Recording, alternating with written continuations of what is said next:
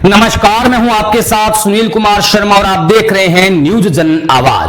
Professor RP व्यास स्मृति संस्थान द्वारा पुष्पांजलि व व्याख्यान माला का हुआ आयोजन। साहित्य, शिक्षा और इतिहास के क्षेत्र में योगदान देने वालों का हुआ सम्मान। जोधपुर से राजस्थान स्टेट हेड चित्रेश बोहरा की ग्राउंड रिपोर्ट।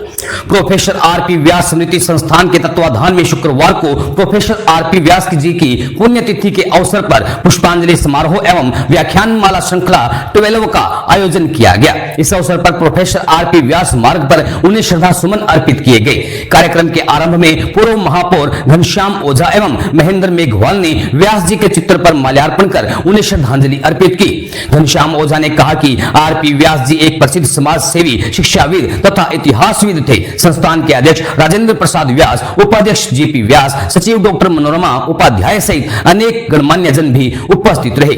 कार्यक्रम की मुख्य कड़ी के रूप में आयोजित प्रोफेसर आरपी व्यास स्मृति व्याख्यान श्रृंखला 12 में सिक्किम विश्वविद्यालय गंगटोक के इतिहास विभाग की पूर्व अध्यक्ष प्रोफेसर वेणु पंत ने मुख्य वक्ता के रूप में भौगोलिक, सांस्कृतिक, इतिहास का उपनिवेश मुक्तिकरण विषय पर सारगर्भित व्याख्यान दिया।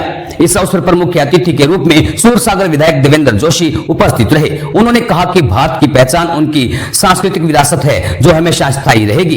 कार्यक्रम का संचालन डॉक्टर मनोरमा उपाध्याय ने किया एवं धन्यवाद ज्ञापन डॉक्टर अनिल पुरोहित द्वारा किया गया। राजस्थान स्टेट हेड चित्रेश बोहरा की रिपोर्ट के साथ देखते रहिए न्यूज जन आवाज।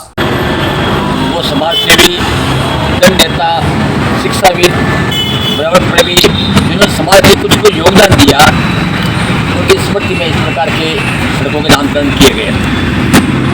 ये बहुत खुशी की बात है कि आज यहाँ महिला पीजी कॉलेज में के सामने जो सड़क का नामकरण हुआ है आरपी व्यास जी के नाम पे। प्रतिवर्ष इनको इस प्रकार का कार्यक्रम करके उनको याद किया जाता है, उनकी स्मृति में सदा समर्पित किए जाते हैं। ये बहुत बड़ी बात है। पत्र लगाना बहुत आसान है, लेकिन उसके बाद उसको याद रखना लगातार बहुत बड़ी बात है। मैं हमेशा कहा करता हूँ कि ये पत्थर नहीं है, ये बोलती व्यास जी की तस्वीर है। ये बोलने चाहिए कि जब बोलेंगे जब इनके स्मृति हम कुछ काम करेंगे। आज हमारी जो नई पीढ़ी है उसके इस बारे में बहुत जानकारी नहीं है, तो ऐसे इस प्रकार के कार्यक्रमों के माध्यम से आज यहाँ कार्यक्रम कर रहे हैं, बाद में और भी बड़ा कार्यक्रम हो रहा है, उसके माध्यम से जिस प्रकार की जो जानकारी पीढ़ी तक पहुँचेगी वो आगे जाके चलती रहेगी। सब लोगों को प्यार आएगा कि जब व्यास जी का योगदान इतना था। किया गया वो उस एक्सकम्युनिकेशन में ही उसकी मृत्यु होती है।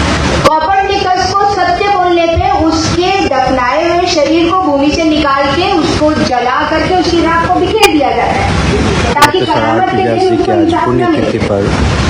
और उसी समय भारत की गलियों में कबीर घूम रहा है। प्रोफेसर आरपी व्यास मेमोरियल लेक्चर जो साधारण व्यक्ति के विचारों से लेकर के सत्ता तक सबको चैलेंज कर रहा है।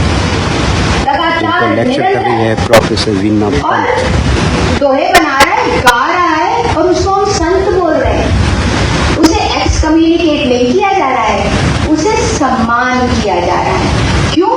क्योंकि वो प्रश्न उठा रहा है। क्योंकि भारत में प्रश्न उठाना कभी गलत था ही नहीं।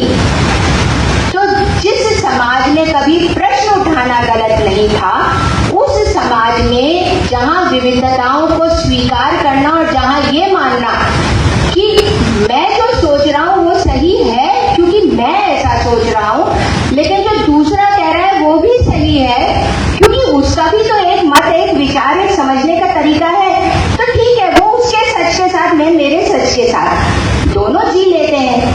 तो सबको जीने का अधिकार, सबको अपने सत्य को मानने का अधिकार रखने वाली भारत भूमि में जिस समय ये आक्रमण होता है, ये आक्रमणकारी सत्ता पर आसीन होते हैं, तो उस समय ये जहां से चले हैं वहां से यहां तक पहुंचने का जो इनका सफर है, अगर प्रोफेसर कपिल कपूर के शब्दों में मैं समझाने की कोशिश करूं तो जहां से चले वहां से भारत पहुंचने से पहले तक सारा जियोपॉलिटिकल, जियोकल्चरल बदल गया। सारा कुछ उन्हीं के रंग में रंग गया। न तुर्की बचा, न मेसोपोटामिया बचा, न ईरान, कुछ नहीं बचा। वो सब एक रंग में हो गए। मगर उस ईरान की सीमा से दिल्ली तक पहुंचने में 400 साल लग गए। और दिल्ली पर पहुंचकर ही भारत का सांस्कृतिक रंग नहीं बदल पाया। क्यों? क्योंकि भारत में संस्कृति और समाज राज आधारित कभी भी नहीं था और यहीं पर भू सांस्कृतिक भारत की परिभाषा का महत्व आ जाता है। क्योंकि अगर पॉलिटिकल होता तो पॉलिटिकल पावर के चेंज होते ही भारत खत्म हो चुका होता, लेकिन भारत खत्म नहीं हो पाया। वो जन जन में, वो गली गली में, वो हर मंदिर में, वो हर तीर्थ में, वो हर भक्ति के संत में जीवित रहा। जबकि दिल्ली की सत्ता उसके विरुद्ध थी, उसका सिर्फ एक कारण था कि वो सत्ता आधारित था ही नहीं। और जो चीज सत्ता आधारित नहीं होती उसे पॉलिटिकली डिफाइन नहीं किया जा सकता। और इसीलिए जब भारत की बात करेंगे तो जो सबसे इंपॉर्टेंट है वो बात आ जाती है भू सांस्कृतिक, that is Jio cultural. Basically